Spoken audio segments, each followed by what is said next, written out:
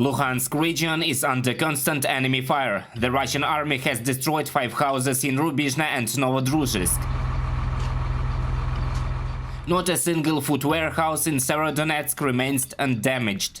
It is not possible to restore electricity, gas and water supply in Popasna and Rubizhne, which are under Ukrainian control, until the fire stops. Emergency crews continue to work in Lysychansk, Severodonetsk and Novodruzhsk. Civilians are urged to evacuate. Among the 350,000 people who were living in the controlled territory of the region before the war, about 70,000 have remained in the region by now, Serhiy Haidai said.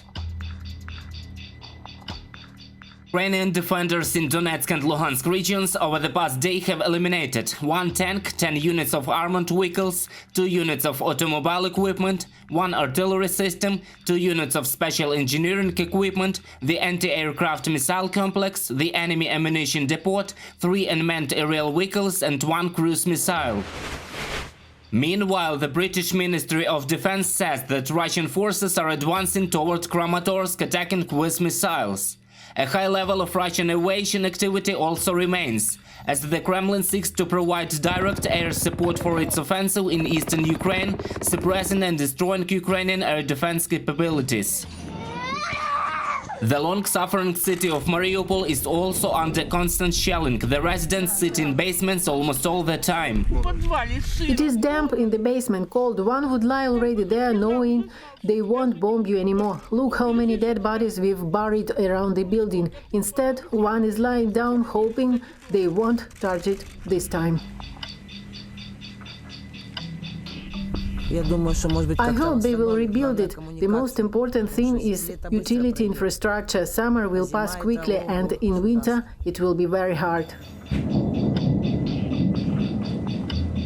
The Russians continue to partially blockade Kharkiv. 2 multi-story buildings and cars parked nearby started to burn after shelling Konsaltivka. The mayor of the city said that the occupiers' troops have already destroyed 1,929 residential buildings. In Kherson region, the invaders are planning to organize the forced mobilization of the population for the war with Ukraine, and they want to completely cut off humanitarian support to the region from Ukraine. 1 person was killed and another 2 were wounded. These are the consequences of the shelling in Mykolayiv. According to preliminary data, about 40% of the population has fled the city. We are under fire every day. We are used to it. There is no fear of the uncertainty. We already see and understand how it happens, and we are not afraid. So this is how it is. In the Odessa region, the night was rather calm, but the probability of strikes from the occupied Crimea remains high. We do not see any threat of the landing of troops of the Black Sea Fleet of the Russian Federation after the flagship of the Black Sea Fleet, Moskva, was shot down. This fleet, this grouping has withdrawn from our shore and is trying to carry out some activities to restore its combat capabilities. The consequences of the Russian occupation continue to be eliminated in the Kiev region. 2 more graves were found in Borodanka with the bodies of 9 local residents, including a 15-year-old girl. There were signs of torture on the bodies of those killed. Meanwhile, communications are being restored in Irpin. About 50% of the town already has electricity.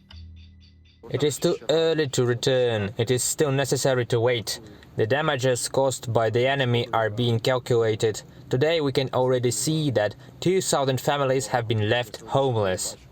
President Volodymyr Zelensky stated that the Ukrainian servicemen have already liberated 934 settlements from the Russian invaders. Reported by Roman Smoler, Mariana Krejcet, UATV.